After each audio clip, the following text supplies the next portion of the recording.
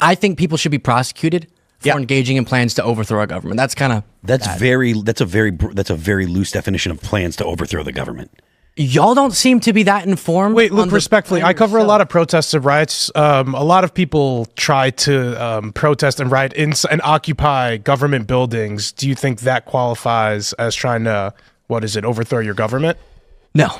Okay, good. So, I mean... but if they had a plan to take control of the government, which was this one. If this was an actual plan, this was the leastly poorly, most over the government? Ridiculous plan ever. They went after people for having Lego sets of the Capitol. Yeah. I mean, the level of political prosecution. Would you even admit that there was some level of politics when it came to the prosecution of the J6ers? Would you say politics played a role in this? Engaging with this as thoughtfully as possible, not trying to grandstand.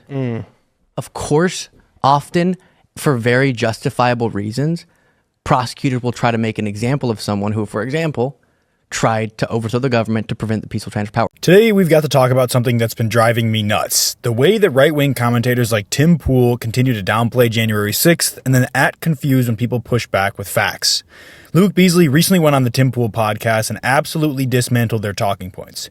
He didn't just argue emotionally, he came with facts and cut through the nonsense. I see why such a thing, personally, I reject categorized as sedition, overthrow the government, would be uniquely bad to prosecutors and political in that this all involved politics, right? And thus, I'm sorry, I have to say this: sent. The Wikipedia article making those claims is not citing any actual proof that they said those things. Because we're harping on these pardons. Pardons are obviously an interesting political, constitutional quirk that presidents are able to do that. It really does undermine the law in our country. But Biden's getting a lot of pushback for clemency that he granted for the Cash for Kids judge who was responsible for sending something like 2,000 children into a Pennsylvania jail, a private prison that he was getting kickbacks for. Do you think that was worse than any pardon Donald Trump could give to any January 6th rioter? What? Have you heard of this judge that Joe Biden granted clemency for? A judge who was responsible for sending thousands of teenagers to prison for, otherwise misdemeanor charges while he was getting kickbacks for. Joe Biden was getting a lot of pushback for this because I've been agreeing with a lot. So have you heard? I'm not going to make this guy specifically. I've heard of that, but I'm not as read in on it as I should be to speak on it. But I wonder if I was more focused on just because it was the big story, and I wanted to again advocate principle his Hunter Biden pardon, which has been the topic of discussion pardon-wise for us mostly. Yeah, it was funny because you were telling us a little bit pre-show that you actually had a first-hand experience with Hunter Biden. I don't know, can you tell us anything about your experience firsthand with? Yeah, just at the holiday and party. The myth, the legend. Yeah. Yeah, I knew somebody at the White House who invited me to the White House party, the holiday party. Hunter Biden was there. I found it kind of strange. I feel like what was it? I'm sorry. What was his reception? Right, dude. Who cares? There's that saying that if you're not liberal when you're young, you have no heart, and if you're not conservative when you're old, you have no head. But the interesting thing about it is, like, what we define as conservative or liberal are amorphous, right? So, like, what does it mean to be conservative? Who wants to try and explain what conservative is? Traditional, hierarchical, individualistic are the general ideals that it trends towards. What does liberal mean? Like Enlightenment ideas, vaguely. Free speech, God. Then why is it that the colloquial liberal are the authoritarians in this country? Because they're not liberals. Because Rush Limbaugh in the 90s ruined the word liberal. So, like, I obviously disagree with that, but so lockdowns. Let's try lockdowns. We'll start there. Government lockdowns were largely a liberal phenomenon. Well, initially it was right and left. Initially, it was Trump supported too for 2 weeks, and then it was more than 2 weeks. No. The initial thing was 2 weeks to slow the spread. Oh, yeah. And that was Trump who did that. And then it resulted in basically everybody locking down, but it was the right that ultimately started letting up. And so you ended up with vaccine mandates, mask mandates, which shifted largely into a liberal. Yeah. That's why I say left instead. Agreed. So that became the authoritarian faction. The left adopted that one. But then, like, what do you say about Trump talking about going after the media outlets he doesn't like or suing them? That's allowed. Whenever he said... Oh, no, I know it's allowed. You agree, though, that like him saying the government, this was a quote on True Social you pulled up, should come down hard on MSNBC? What's wrong with that? That's fine to you? Hey, You there. If you guys like this video, please consider subscribing, dropping a like, and maybe commenting. This really boosts the video in the YouTube algorithm, and we would like to spread this message to as many people as possible. Let's get back to the video. That's not authoritarian. To me, whenever presidents want to wield a governmental power to go after outlets they don't like their coverage of, but we have laws, though. What do you think about Stephanopoulos defaming Donald Trump? Let's not segue off of the question he just asked. He didn't defame him. So when we'll love to talk about that, by the way. When Trump says there are we have civil liability issues pertaining to defamation and the media, yeah, you sue them. And if the government is an aggrieved party through defamation, then they should sue them. Yeah, I know y'all would be losing your absolute minds if Biden was out saying the media, like Fox News, I wouldn't be criminals. I assure you, a lot of Trump supporters would be. Fox News, 100%. Yeah, and yeah, so I wouldn't be. That's an authoritarian impulse to want to punish not outlets that I don't even know what the justification would be, but it's all about people who have wronged him. And if you disagree with that, I think you're obviously staring in the face I'm not of facts saying that aggrieved parties should have no recourse, be it the government or otherwise. So if the federal government is lied about by the New York Times... So you think Ann Seltzer deserves to be drained of her funds by Donald Trump? I never said I agree with that. Right, so he's doing it to... He's allowed to file a civil lawsuit. He's allowed legally. I'm saying it can it's a personal you can lawsuit. Act in an authoritarian manner. Okay, well, this is very different from taking people's jobs away unless they get a medication. Well, yeah, those were the individual jobs. The jobs were doing that under government mandate. Biden issued a mandate that a company companies with more than 100 employees had to do it, or tried to use OSHA to make it happen, or masking. It was always an option. You were never forced. Well, they tried to use OSHA to make it. They required that if you had more than 100 employees, you were forced to issue vaccine mandates, or masks. Sure, pick one. Yeah, the government forced every company to do this. Yeah, and the government has all sorts of mandates for safety. And OSHA has no authority to do anything like that, and the Supreme Court found it.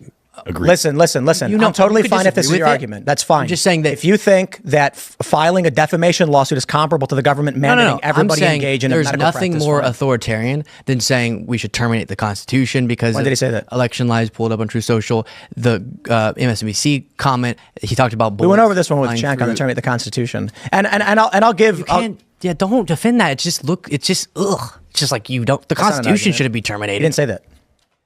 Pull it up, please. A massive fraud of this type of magnitude allows for the termination of all rules, regulations. We went over this with Jack, and I know that you guys have a tribal reason why you're going to oppose. You're not. No. I think there's just few things that are so succinctly an embodiment of someone's lack of dedication to our Constitution. So let me ask you a question. Him thinking Ann Seltzer. Let me ask you a question. If I said the overturning of Roe v. Wade allows for women to be put in bonnets and red dresses and forced to be impregnated, am I calling for them to be? Yeah, you're alluding to that being, yeah. So when the Democrats literally said that, that's the argument? So you agree that the Democrats want to put women in bonnets? No, I understand that you can both make an argument that we live in some dystopian reality where this is the case. So here's my point. But Trump earlier in the message was talking about overturning the election. He was saying he would be the one by the mechanism of terminating the Constitution. So this overturn the election results. I'd call this the Covington effect. When was that the Covington kids, or the Sandman effect? Trump said, do you throw the presidential election results of 2020 out and declare the rightful winner, or do you have a new election? A massive fraud of this type and magnitude allows for the termination of all rules, regulations, and articles, even those found in the Constitution. Our great founders did not want and would not condone false and fraudulent elections. I'll give you, we talked with Jenk about this a couple weeks ago. Please tell me, please. Yeah. Are you saying he wasn't obviously saying that we've gone so far because of his lies? You agreed those were lies. What lies? About the election. Which ones? Millions of votes and Dominion was flipping and all these things.